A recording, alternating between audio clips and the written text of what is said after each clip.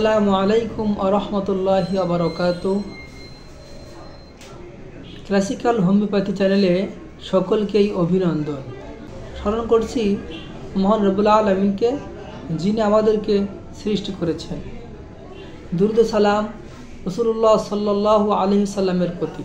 একটি গুরুত্বপূর্ণ হোমিও ঔষধ ইপিকাক ওয়ানহা, যাকে সংক্ষেপে বলা হয় ইপিকাক।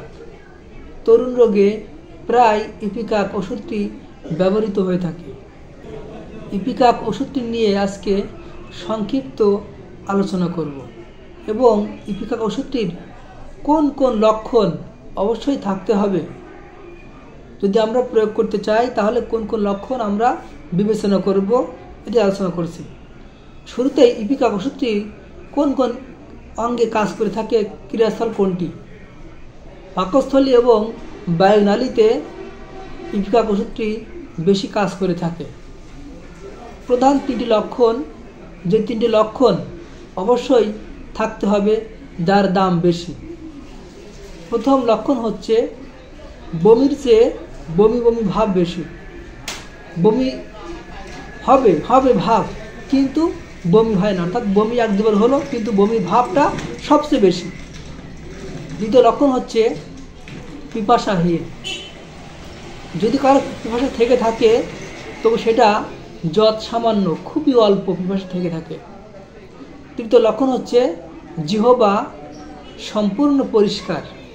এই তিনটি লক্ষণ থাকতেই হবে যদি ইপিকাক ওষুধটিকে রোগীকে প্রয়োগ করতে হয়। এবার আসি ইপিকাক ওষুধটির মানসিক লক্ষণ। কেননা হোমিওপ্যাথিতে মানসিক লক্ষণের দাম সবচেয়ে বেশি। ইপিকাক এর রোগীরা খিটখিটে মেজাজের হয়, অর্থাৎ অল্পেই রেগে যায়। বাচ্চারা অসুস্থ অবস্থায় অবিরতভাবে চিৎকার করে কাঁদে। এই কয়েকটি লক্ষণ হচ্ছে ইপিকাক ওষুধের মূল লক্ষণ। আশা করি আপনারা বারবার এই ওষুধটির লক্ষণগুলো অধ্যয়ন করবেন এবং যদি কোনো রোগীতে এইসব লক্ষণগুলো পান তাহলে অবশ্যই ইপিকাক ওষুধটি প্রয়োগ করবেন। বাচ্চাদের ক্ষেত্রে 6 এবং 30 দিনে 3 বার প্রয়োগ করবেন এবং অবস্থা অনুযায়ী। বড়দের ক্ষেত্রে 200 শক্তি। হোমিওপ্যাথি সম্পর্কে নতুন নতুন ভিডিও পেতে অবশ্যই চ্যানেলটিকে সাবস্ক্রাইব করবেন। ধন্যবাদ। আসসালামু আলাইকুম আরহামতুল্লাহি আবরাকাতুহু।